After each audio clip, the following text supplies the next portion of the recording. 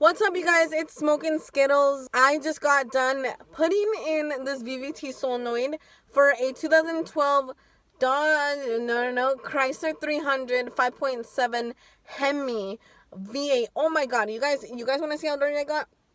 That's how dirty I got. It is so easy. I swear, you need a 5/16 or a flathead for the intake tube, a 10mm and an 8mm. This was so easy, you guys. So easy. I literally did not have to disconnect any fuel lines. You can do this. Watch this video. Everyone else is making it super fucking hard, okay? If you have a P000B code, it's most likely your variable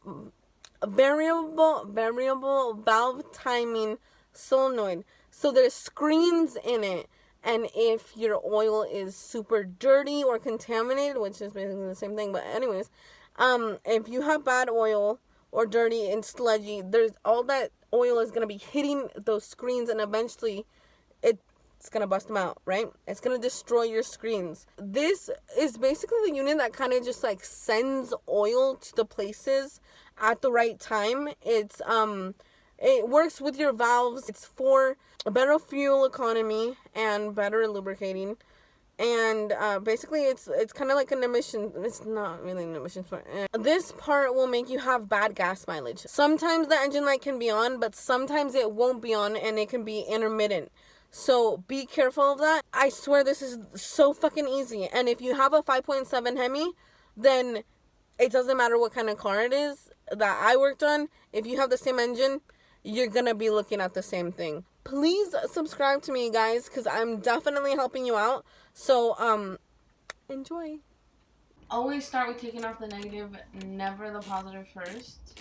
This will also clear the codes, and then we can go ahead and start. Alright, so start by disconnecting the intake 5/16 on that if you don't want to use a flathead. Then we disconnected the sensor that was on the intake tube and the vacuum line. Disconnected all the 4 injectors on here. What you want to do is pull this up. It's easy. It just goes, just pull this up and then push the clip in and pull. Super easy.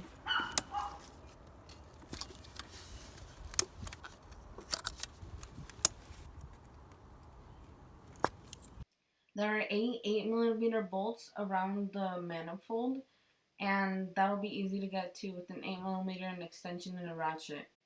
So you can see 3 of them right here next to my fingers. After you've taken them off, you can literally just pry up the manifold and lift it up. If this is all you're doing, just replacing the VVT solenoid, you don't have to do anything else but pry it up like this. The VVT solenoid is right here. It's literally held on by one 10mm bolt and this connector.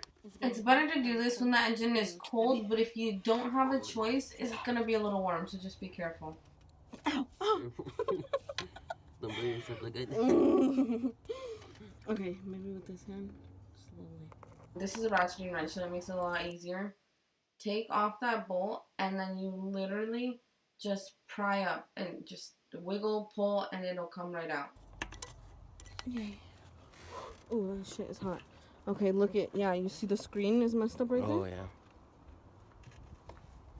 Oh, damn. Yeah. That's interesting. That's fucking cool. The whole thing is just... And then grab your new one, put it in, put your 10mm back on. Then line up your manifold, put your 8mm back on.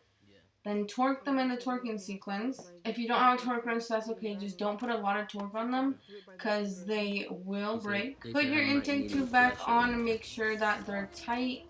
And connect this connector and make sure your vacuum line is on. And after that, you're pretty much good to go. Make sure all your injectors are plugged in.